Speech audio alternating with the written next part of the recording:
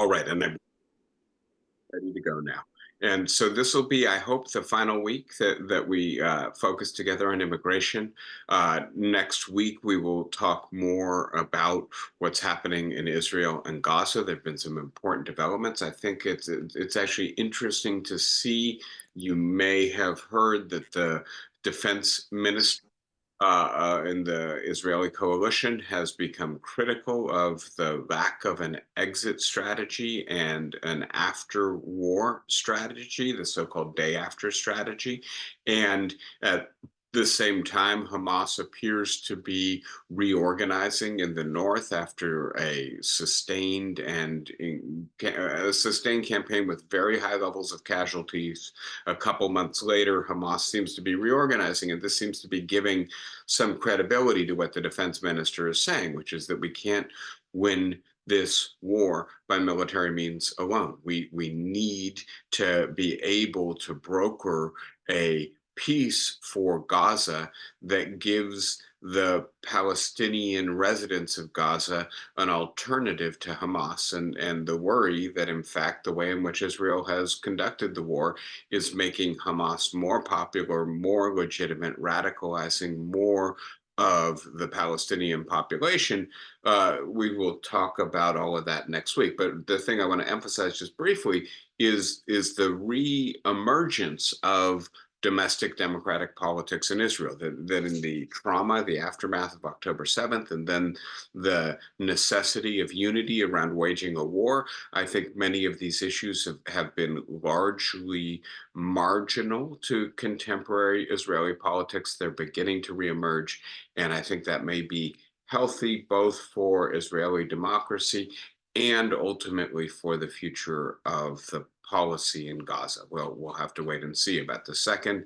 And then, of course, the ongoing gains that Russia is making in Ukraine, and the way in which this asymmetrical war of attrition seems to increasingly favor the Russians, and what the United States, what the Europeans, what the Ukrainians can do, if anything, to alter the balance of forces on the field or to pursue some sort of ceasefire and maybe settled, negotiated, permanent cessation to hostilities, of course, as the fighting season in Ukraine begins. So just a little preview of what we'll be talking about next week.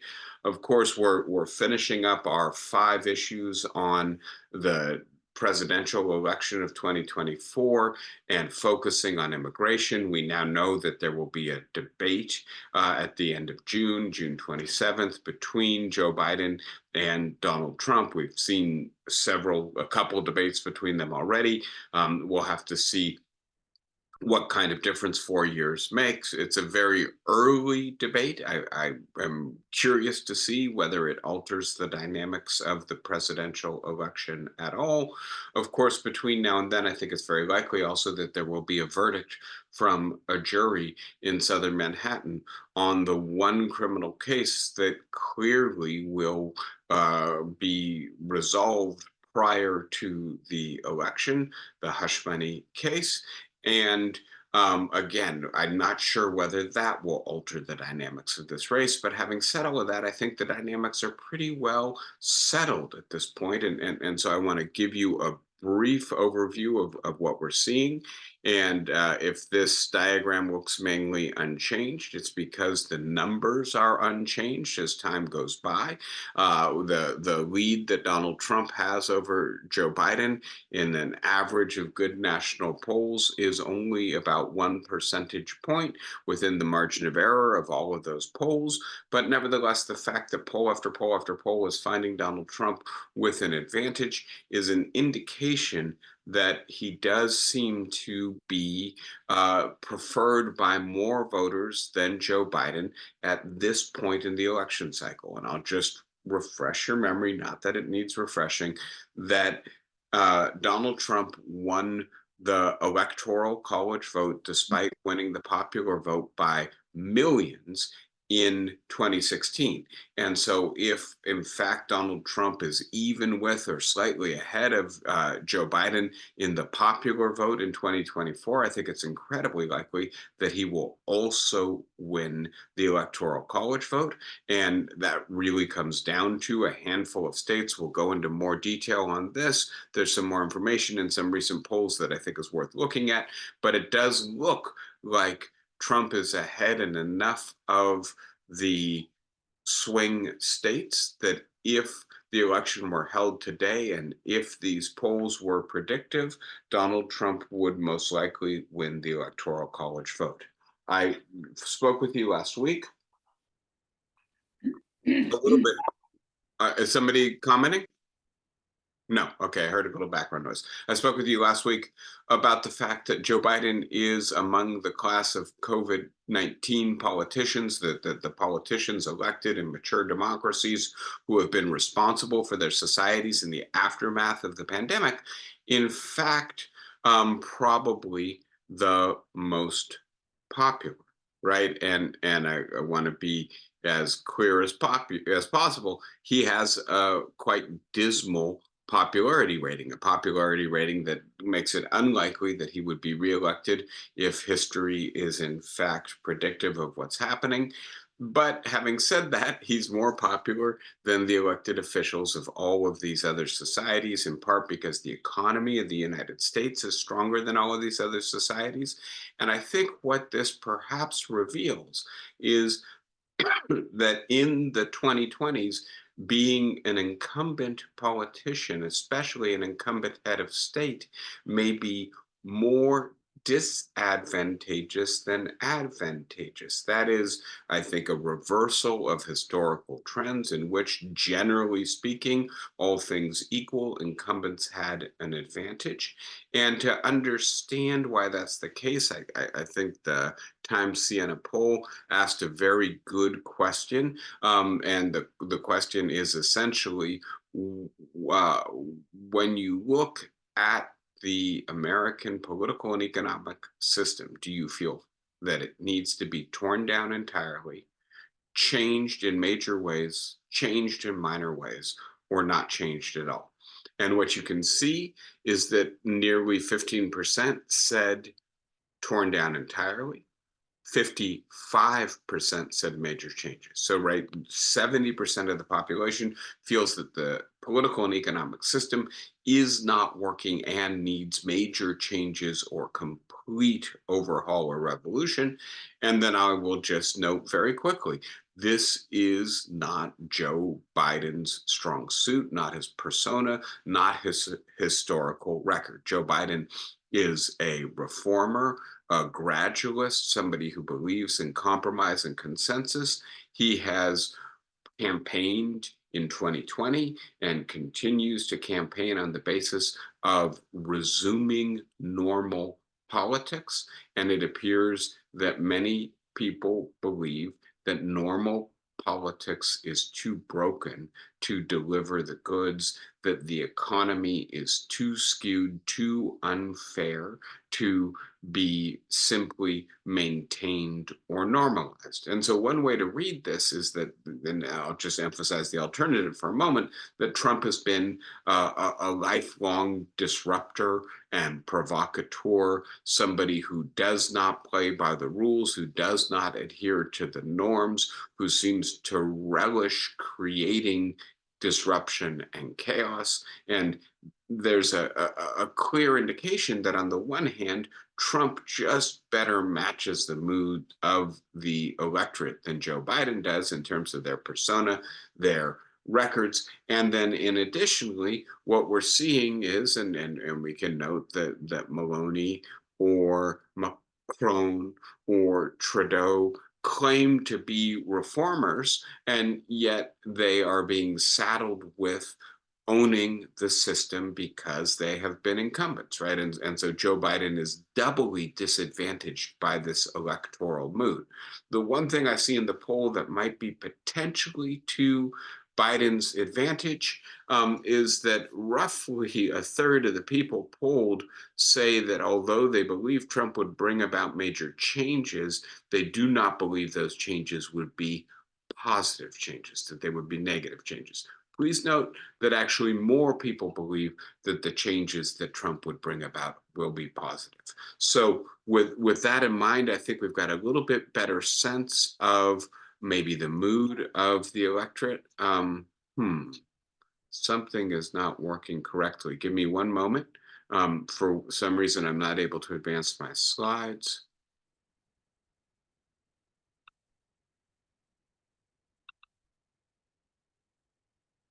All right, that looks better.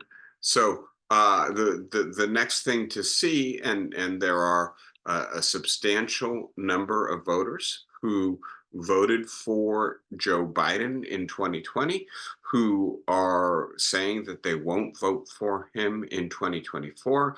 The three big categories of people here who seem to be shifting away from Joe Biden are young people, and that's a relatively interesting definition of young, younger than 45 especially, but then even younger than 30, more substantially, African Americans and Latinos. And if you ask these people why they are shifting away from Joe Biden, they tell you number one issue, they think the economy is poor. Please note, right? The Biden defectors versus the Biden loyalists, incredibly asymmetrical on this issue. And I will point out very quickly, we know that roughly 50% of Americans have $400 or less in savings. And one way to put this is that these are people who are living paycheck to paycheck, very close to the edge. We know that inflation has exceeded wage growth over the last 3+ years. And the result of that is that those people's capacity to make ends meet has been eroded. We know that many Americans, when they have an emergency expense that they can't cover through their savings, turn to credit card debt when the car breaks down, when there's an unexpected medical expense or a child's emergency or a relative needs help. And we know that the interest rate for credit cards is almost double what it was 4 years ago, right? And so you put all of this together and you add, by the way, the people who are most likely to be precarious, to have low savings, to be living paycheck to paycheck, well, there's a high representation of young people, Latinos, and African Americans in that group. And I think you begin to get a sense of why Joe Biden is having a hard time assembling the usual Democratic coalition in 2024. The next group, right, and you can see it's organized by strongest discrepancy between the defectors and the loyalists, want fundamental change, right? And that's a high number of the people who are thinking of moving away from Biden and maybe over to Kennedy or Trump, who they see as more credible change agents in 2024, have a favorable view of Joe Rogan. And this is a peculiar thing, but I think it's actually important. I'll note also on here is use TikTok sometimes or often.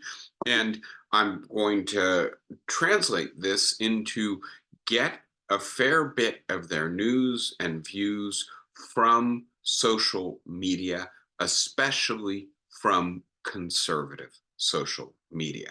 And I will have more to say say to you about this in coming classes. I think probably next month we will do something on whether or not democracy can survive social media with artificial intelligence. And I do think that in 2024, increasingly many people are having their opinion shaped by social media, and especially if they're on the right wing of social media, what they are being fed is something very different from what other people are being fed. And to be as clear as possible, if you read a newspaper or you watch network news, you're much more likely to support Joe Biden. If you get your news from social media or from websites, you're much more likely to support Donald Trump. And this is reflected, I think, sorry, in the idea that Biden is responsible for Roe v. Wade being overturned. Right. And without commenting on this yet, I'll say a little bit more about this later. Just note that 21%, 1 in 5 of the people who are potentially moving away from Biden think that Biden is responsible, I guess, for the 3 Trump appointments to the Supreme Court. I don't know what exactly the fact scenario is that accompanies that belief, but it is a peculiar belief. I will point out it's also an opening for Joe Biden. If he can, and there are some signs that this is one of the major strategies of the Biden campaign and of Democratic campaigns across the country, both for candidates and for referenda, make Donald Trump own overturning Roe v. Wade. And it'll be interesting to see in the June presidential debate, right? There's, I think, a good trap that Biden can set for Trump in essentially indicating either you own overturning Roe or you don't, right? If you own it, you're being accurate and taking pride in it, and you will bring the evangelical voters into the fold. But then you will perhaps change the mind of some of these people who think Biden is responsible for Roe being overturned, or else you distance yourself from this and then you alienate some of those evangelical pro-life voters who have been one of the main pillars of the Republican coalition for the last 40 plus years. Looking very quickly at the people who are staying with Biden, they think Trump is responsible for overturning Roe. They want to bring politics back to normal as opposed to wanting fundamental change. They tend to be white. And I want to underline that for a second. We're about to start talking about immigration politics. Immigration was extremely important to Donald Trump's victory in 2016, right? It worked very well with the white working class, less educated voters that he ultimately used or mobilized to secure his victory in the key swing states, especially in Pennsylvania and Michigan. And it worked very well against Hillary Clinton. But having said that, is it going to work in 2024? It's a question I'll return to. But given that Joe Biden is actually doing better with white voters, I think there's a question that may be really important to figure out. Will immigration be as potent an issue in 2024 as it was in 2016? They tend to be certain that they're going to vote. And I would pair that with this large number who think that Biden is responsible for Roe being overturned. Part of what that indicates to me is that those are people who are not paying a lot of attention to politics, right? And the people who don't pay a lot of attention to politics are less likely to vote. The people who are more likely to vote are more likely to stay with Biden. Again, we'll get into this in just a moment. Let's get there. One of the we're familiar with this, right? That conviction for Donald Trump in the hush money case might very well change the mind of some independent voters, around a third of them. And remember how close the last 2 elections have been. That seems to be potentially important. Now, coming back to that question of likelihood to vote, I just want you to see, right, that this is the most recent Times CNN swing state poll. And as you can see, based on the overall poll, Biden is ahead only in Wisconsin. He's trailing, but by basically the margin of error in Pennsylvania. And then Michigan is probably the third most important state here, or among the top three most important. If Biden wins Wisconsin, Pennsylvania, and Michigan, as well as retaining every other state he won in 2020, except for Arizona, Georgia, and Nevada, he still wins the Electoral College vote. And so those three states seem to be most promising, especially when we look at likely voters. So please note, right, that Biden goes up to 47% support in Michigan among likely voters. Trump comes down to 46%. Don't get carried away. This is not a prediction of what's going to happen in Michigan. This is a survey of a few hundred voters trying to predict the behavior of tens of millions of voters. It's not scientifically secure, but it is an indication that maybe things look a little bit better once we focus on likely voters who are better informed, who may have a longer memory, and who, by the way, are more likely to vote, right? And so all of that to say, there's a little better news in the uh, voting behavior or current predictions and polling of likely voters. Again, just to be as clear as possible about this, what is dragging Biden down is that most Americans think that Donald Trump was a better president for the economy, for their bottom line. As you can see, economic confidence went way down in the first few months of Joe Biden's presidency, and it has not come back up nearly to where it was at the close of Donald Trump's presidency. I think the single most important variable to account for that is the relationship between inflation and wage growth. I am in this category of people who have seen the value of my wages eroded significantly. And I'm fortunate in that I'm not hand to mouth or paycheck to paycheck. I can survive, I've got a cushion, but I feel it at the grocery store, at the gas pump, in terms of housing expenses when I'm trying to get out to California for a visit. Everything has become more expensive, and my salary has not gone up proportionately. And many, many other Americans are in the same place.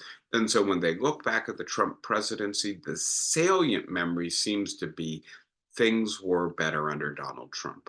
Some of this has to do with the shifting coalition. I'll be very quick about this, but the idea that the Democrats are more beholden to relatively affluent suburbanites and relatively poor urbanites, and that that's a tricky coalition to combine. Biden is doing fine with the suburbanites, less so with the urbanites who are finding that their income, their cost of living is pinching them in the uh, period of Biden's presidency. Last thing I want you to focus on here again is abortion. We've talked about this extensively. 43% of Republicans are pro choice. That is a huge potential fracture in the Republican coalition. Now, add to that. So this is not just people who supported Biden in 2020. This is the overall electorate, 17% of the overall electorate. Not quite 20%, not quite 1 in 5, but pretty close. Think that Biden is responsible for ending Roe. And I can't help but laugh, right? Given that we know that it's the Supreme Court that overturned Roe v. Wade, that it's the Supreme Court in the aftermath of 3 Trump appointees that formed a new hyper conservative majority that overturned Roe v. Wade. So we know that this is a factually inaccurate belief, but nevertheless, if it remains the belief of nearly 1 in 5 voters, it may be extremely damaging to Joe Biden. So, what's going on here? And I'll give you two thoughts on this very quickly. The first is that it's still May and the election is not until November. And unlike those of us here today who gather every week to talk about politics, many Americans don't pay a lot of attention to politics. And they may just know abortion ended, right? The right to abortion ended when Joe Biden was president, not when Donald Trump was president. It must be Biden's fault. So there may be a high level of political ignorance that maybe the debates, the campaign season, greater focus on this as we get closer to November can erode. But I will point out to you, we've talked before about what psychologists call identity protecting cognition. A really simple example. You're watching a Giants game. I don't know, they're playing the Dodgers, and you're a big Giants fan, and there's a borderline pitch right at the edge of the strike zone. The Giants pitcher is pitching to the Dodgers hitter. And what do you say that pitch is? Right? You say that's a strike. You reverse roles now. The Dodgers are pitching exact same place over the plate. What do you say? That's a ball, right? And so we're familiar with this. The team we're rooting for shapes the way we view reality, at least to a certain degree. And the fact that over 40% of Republicans are in favor of a federal right to abortion, and that there is now not a federal right to abortion, that many of these people are therefore living in states where that right may in fact be insecure or already have been revoked, and it may be impacting them in terms of the way they lead their lives, in terms of the people they care about, in terms of the decisions they're making or have made in the past. And one way to protect yourself from the dissonance of, oh, am I responsible for a situation that's now disadvantageous to me, is to blame the other side for overturning Roe so that you have not contributed to this through your past voting patterns. I think there may be some of that going on as well. We will see if the election, and as it nears, if the debates, if the advertising, if greater focus can change a substantial portion of the people who currently think Biden is responsible for ending Roe, that may change the overall numbers in the electorate as well. We've talked about the polling on immigration, and we know that this is the most important issue for the largest number of Americans, that it is growing in importance, that a large number of Americans think that immigration, and in particular illegal immigration, is a critical threat to the United States. We also know that unlike abortion, there is a sharp partisan divide on this issue. There aren't 40% of Democrats who think that immigration is a major problem. There are 8%, right? So the gap between Republicans and Democrats on this issue is the largest gap that Gallup has recorded in the last 25 years.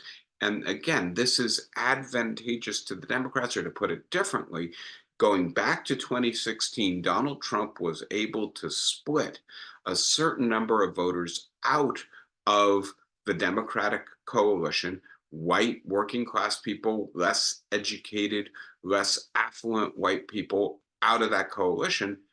It's not clear that that works in 2024, given this partisan split on the issue.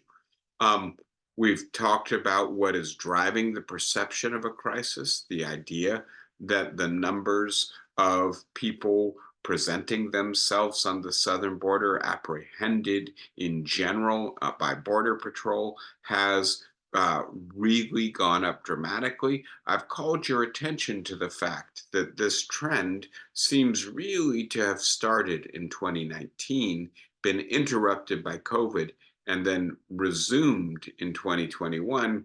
And the reason I highlight that or underline that is because it seems to me that's pretty good evidence that the cruelty of the Trump administration's immigration policy, kenneling people, separating children from parents, encouraging ICE agents or Border Patrol agents to be hyper aggressive in enforcing the border policies did not, I think, succeed. And I don't think resuming it would succeed in stemming the flow of migrants into the country. The pull, the structural need of the US economy for their labor, the consequent difference in wages that they can earn in the United States as opposed to wages that they would earn in their home country is too strong. The push, the lawlessness, the danger, the criminal gangs, the environmental disasters that they face at home is too strong a push into a relatively safe, lawful, secure setting living in the United States. I'll point out one more thing to you, and I find this interesting. I'm going to have to drill down more to figure out exactly how to reconcile this data. But the fact of the matter is that according to Pew, if we go from 2006 to 2021, the number of unauthorized immigrants, undocumented people, people without a visa, without a residency permit, without a work permit, has declined, right? You can see that it went up a little bit from 2019 to 2021, but an insubstantial amount. We'll get into the question of in a moment of whether this count is exactly accurate, but I'm inclined to believe that the overall trend line is probably accurate. And so, although more people are trying to get into the United States, it's not the case that the proportion of unauthorized individuals has actually increased in the United States over the last 15 years. What is clearly the case is that the immigration system is in crisis. And there seem to be two dimensions to that crisis. One of them is that our economy is pulling more people in than our immigration system allows to legally enter. And the result is that more people are trying to get in through unauthorized channels or through claiming asylum and refugee status. The second dimension of this problem is that as a result, the legal system is completely overwhelmed. We've got nearly 2 million people waiting to have their claims heard by a court. And we have a court system that seems to be capable of resolving a few thousand cases a year. Just think about that discrepancy for a moment. Our system is totally overwhelmed. It's clearly in need of reform. This gets us to the economic pull, the idea that the economy needs more workers than the immigration system permits to enter. We can see this in terms of the effect that net immigration has on the population of the United States. We can see it in terms of birth rates and death rates. We can see it in terms of where the population of the United States would head without immigration. It would be declining by roughly 100 million people in the next 75 years by the end of the century. And that is an economic disaster for the country. It's a disaster in terms of our capacity to maintain a growing labor force, which a growing economy requires. It's a catastrophe in terms of our capacity to fund the retirement of an increasingly older population where people are living longer. What we need is not low immigration, certainly not zero immigration, but something between historical rates of immigration and higher rates of immigration, which most people predict will be the case. Historical immigration would be enough to modestly grow the population over the next 75 years. High immigration would be enough to increase it substantially. Again, I want to point out that migrants in general, the foreign born, are working at similar rates to the native born. They're not coming here merely to take the dole or handouts. And when we look at unauthorized immigrants, they are in the workforce, right? To the level of maybe 8 million people, but they're not surging. As a matter of fact, they're very stable. And that means proportionately, they're actually decreasing overall as the labor force expands. One more thing to notice, and I'll be very quick about this, but Goldman Sachs, in an economic report on the effects of migration from 2023,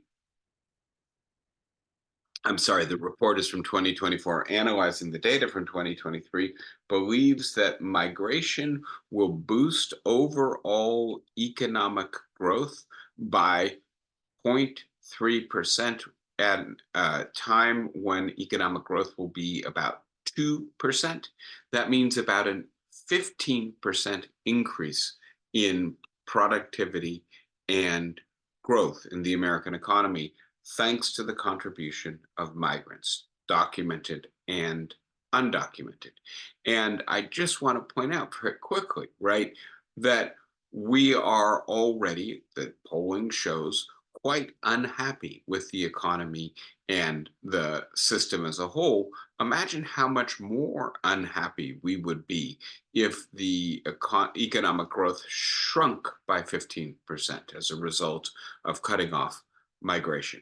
Imagine how much inflation there would be in agriculture, healthcare, construction, hospitality. We could keep going if the migrant contribution to those labor forces, which is substantial, were suddenly to dry up.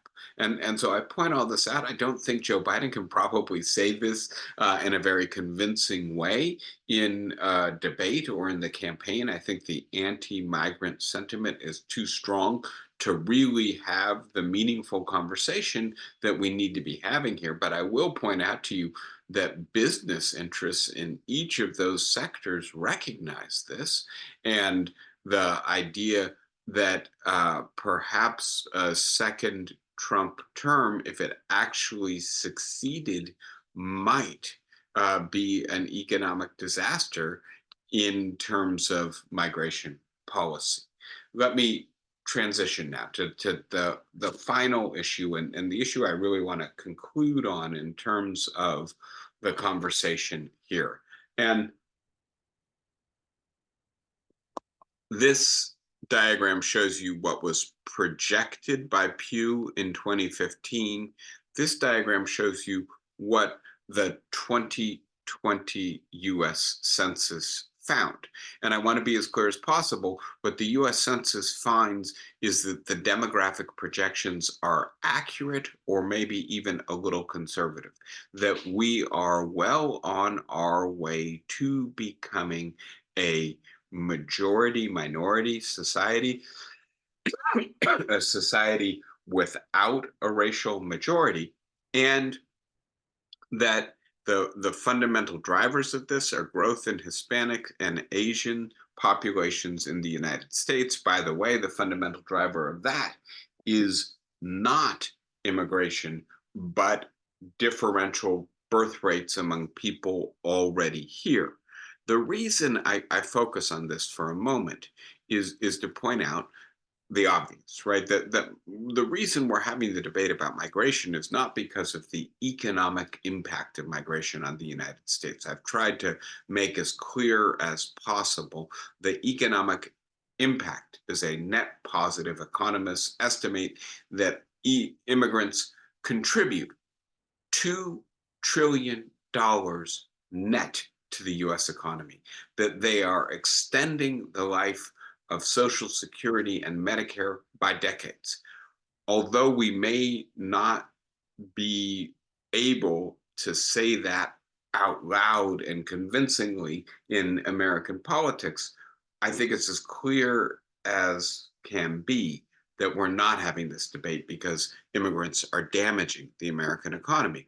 We're having this debate for two reasons. And the first is because some Americans are somewhere between uncomfortable and panicked about the changing racial demographics of our country. That needs to be said as clearly as possible.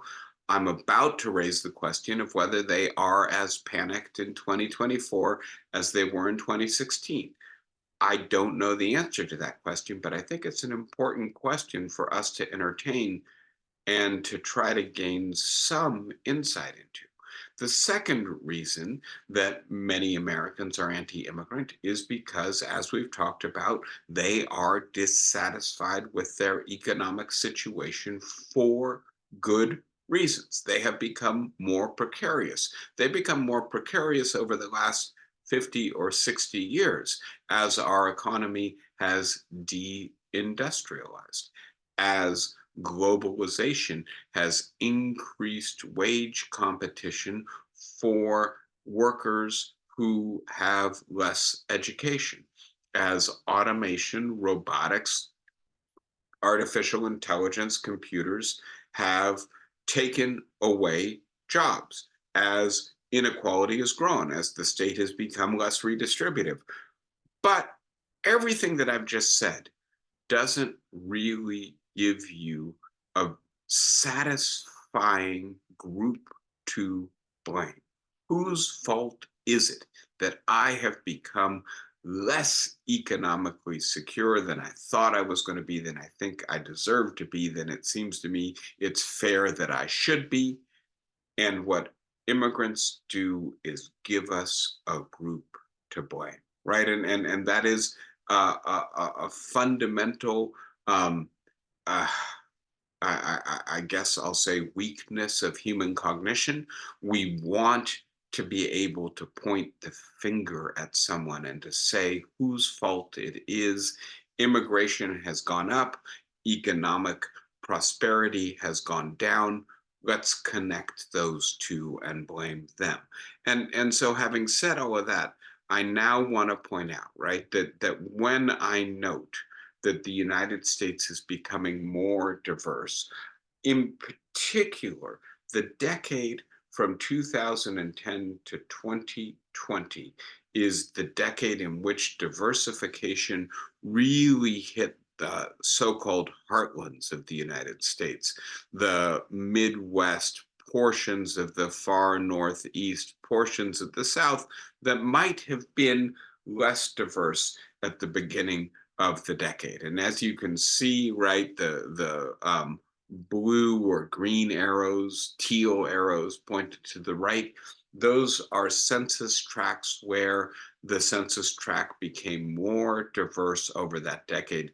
The tiny little portion of red arrows on this map are areas that became less diverse. And one of the things I want to get into this in detail in a moment, but one of the things we know is that people tend to react against a newly arriving group, an out group, precisely at the moment they arrive, when their community goes from being a homogenous community or a stable historical community with stable ratios of different groups to being transformed by newly arrived people. That it's a particular moment in the evolution of a community where hostility to the outside group, to the new arrivals, to the immigrants, goes up at that moment. And of course, 2016 was right in the midway point of this remarkable transformation that was occurring in the United States. And so it raises the question, does the potency of the immigration issue transfer from 2016 to 2024 for Donald Trump. And we will have to wait and see. I would suggest to you that one of the things we need to be looking at is whether Trump will be beating the immigrant drum in 2024 in the way that he was in 2016. If you subtract Make America Great Again from the lexicon of the 2016 campaign, I think the primary slogan that you remember from Trump's campaign is build the wall, build that wall, right? And this points out that Trump really ran hard, right? It was there in the speech in which he announced his candidacy. It was there again and again in his rallies on the immigration issue. Will he do the same thing in 2024? Does he see it as advantageous today as it was 8 years ago? And this represents then another question.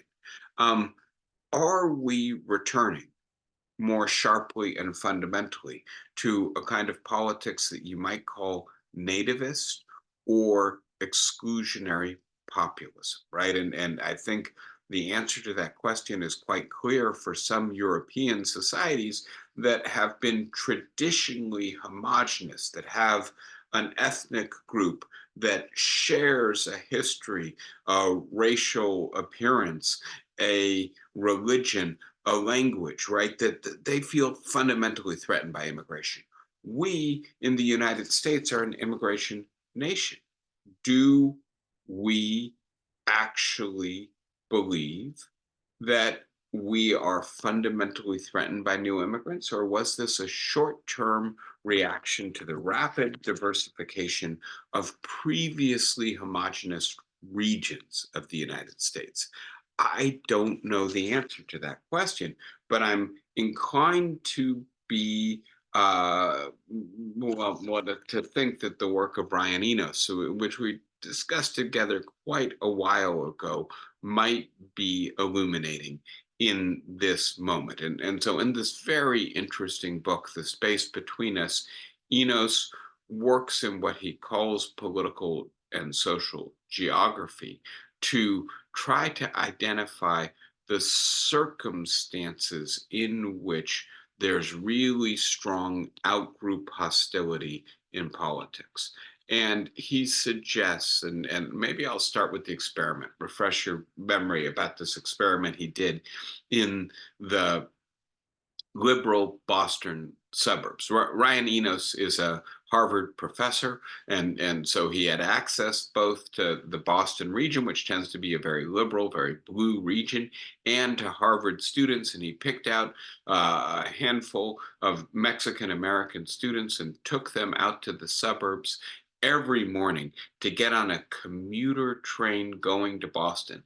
And their assignment was simple: speak Spanish loudly on the train, right? And they did this for, I believe it was 6 weeks. And before he did this experiment, Enos discovered, he sought out trains where basically most of the people took the same train every morning, right? And so 90% of the people on the train were there every morning, and so he could do surveys of them. And before he put the Mexican American kids on the train, he surveyed them, and he found that they were very supportive of Hillary Clinton, very critical of Donald Trump, that they were very liberal about immigration. And then, lo and behold, these Mexican young men, I think they were all boys, arrived on the train and started speaking loud Spanish. He did the same survey a week later. Support for Clinton down, support for Trump up, support for liberal policies on immigration down. And that continued for another few weeks.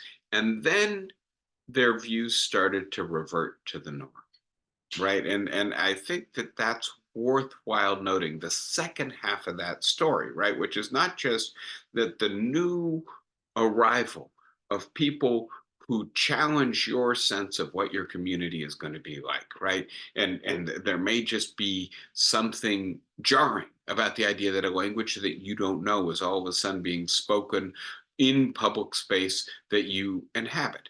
There may also be fears and stereotypes. Are these new arrivals more likely to be criminal, less likely to be affluent than my community? Are they going to erode the tax base or undermine the quality of the schools?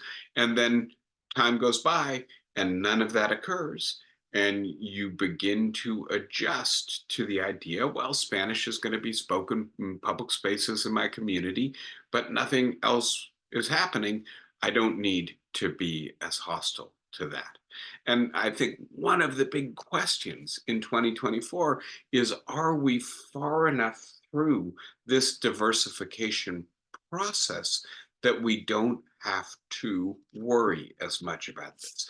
Having said that, I want to go through more of Enos's framework for the next couple minutes to give you a little bit more of his overall approach to thinking through these issues. So, one of the things he points out is that when the group category is more salient, when you think in terms of that group as part of your social world, uh, out-group bias becomes more typical, right? If you're not in the presence of the group, if you're not thinking about the group, you probably don't have much hostility to the group.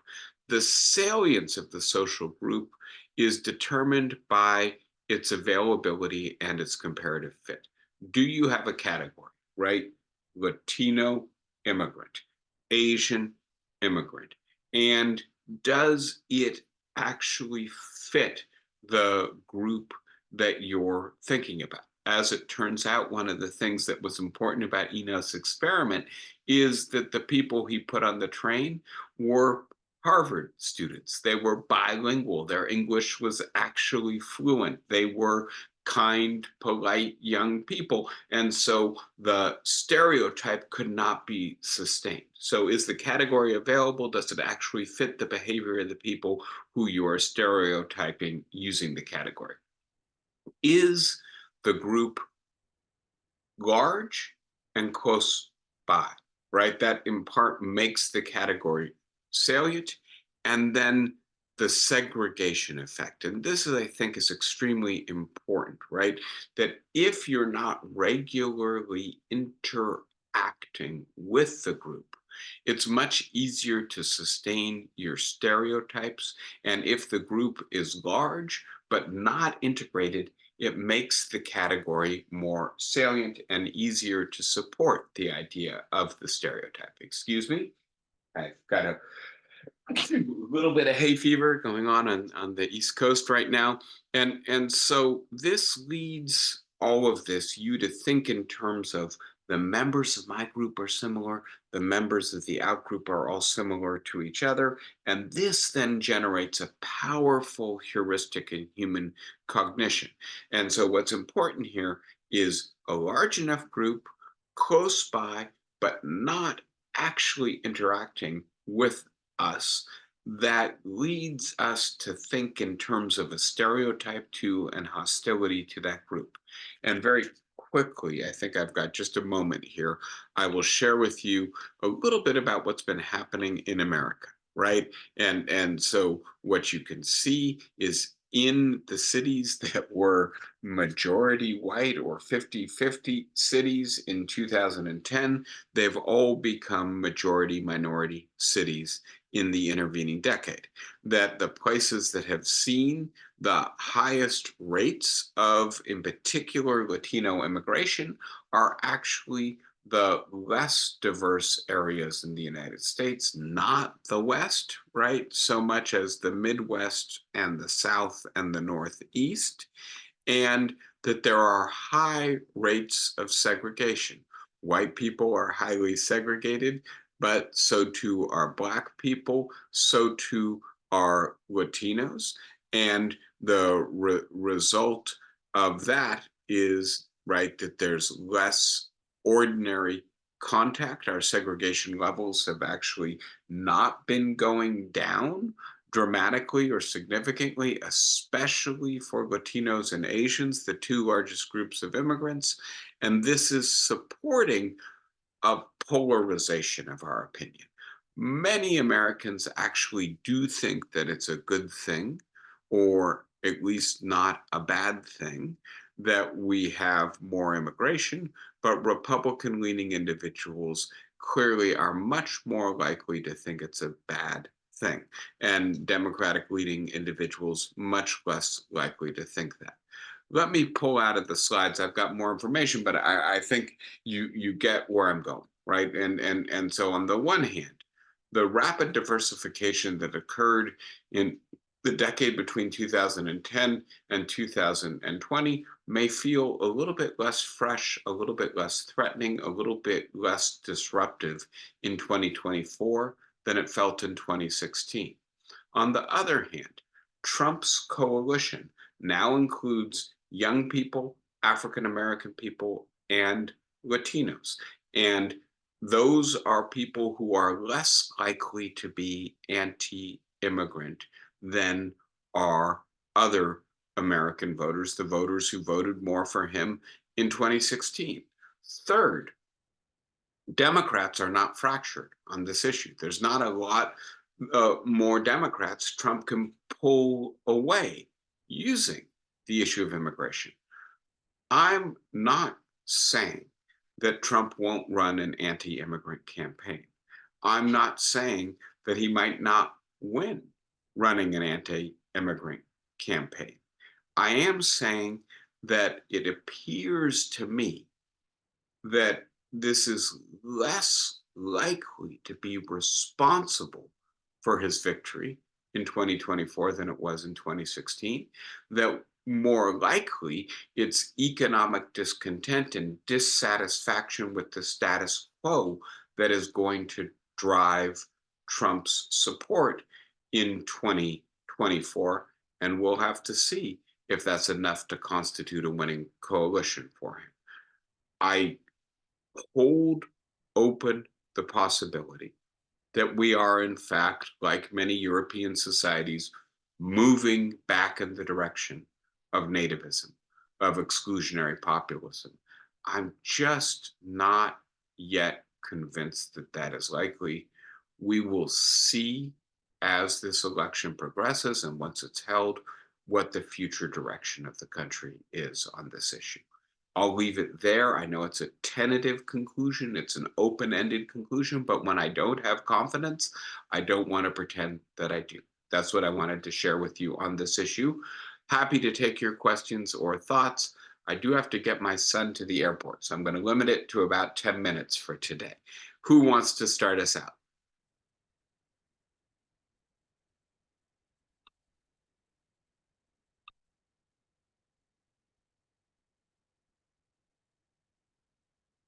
Flossie, go right ahead. Please remember to unmute yourself.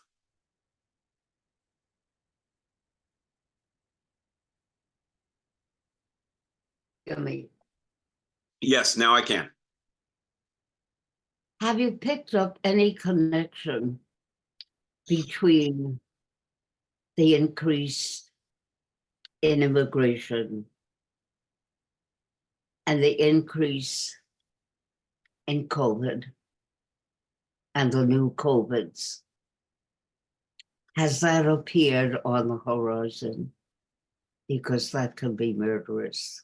Yeah, I don't think so. I don't think so. And by the way, please note I didn't emphasize it, but a large portion of the people who are not supporting Joe Biden in 2024, but did support him in 2020 are unvaccinated. So there's some, and those may be people who are perhaps attracted to RFK Jr. But I will point out to you, Flossie, I think it's a good question, and there's the reality of the situation, which is I think that this is going to be like the flu, which of course started in a global pandemic in the second decade of the 20th century, the aftermath of World War II, and has just become now a seasonal contagious disease that we have to deal with. I think COVID is well on its way to moving in that direction. But having said that, I would also point out that Donald Trump understands and has mobilized very effectively around the issue that some people are attracted to the idea of a pure nation, right? So-called white nationalism, sometimes called Christian nationalism, sometimes America First has this connotation as well. And that for some people's way of thinking about morality and politics, what's involved in being loyal, in being patriotic, is preferring your group over other groups.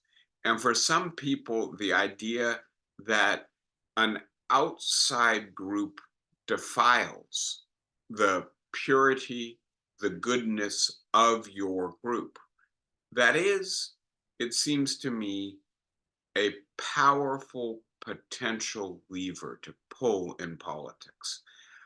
I hope it's not terribly powerful in the United States in the 21st century. I think it's growing in power in France, in Britain, alas, in Germany, in the Netherlands, in Italy in the 21st century. And I worry that it could have a resurgence in the United States as well. I just think the fact that we are already so diverse, that we are already an immigration nation, may mitigate the strength of that card. But I hope you see, right? It's not just COVID, right? You know, the language that Trump used, which I have a hard time even repeating, but about polluting the blood of the nation, right?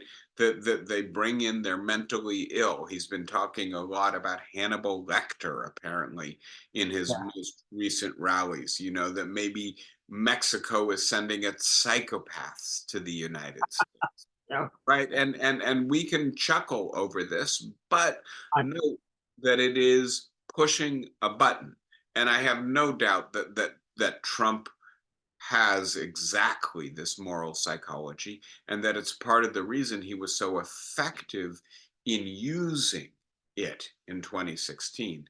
I'm just curious to see, and that's a overly academic way to put it. I'm, strongly interested to see whether it plays as well in 2024 as it did in 2016. I fervently hope that it doesn't. Thank you for the question, Flossie. Anybody else with the question for today?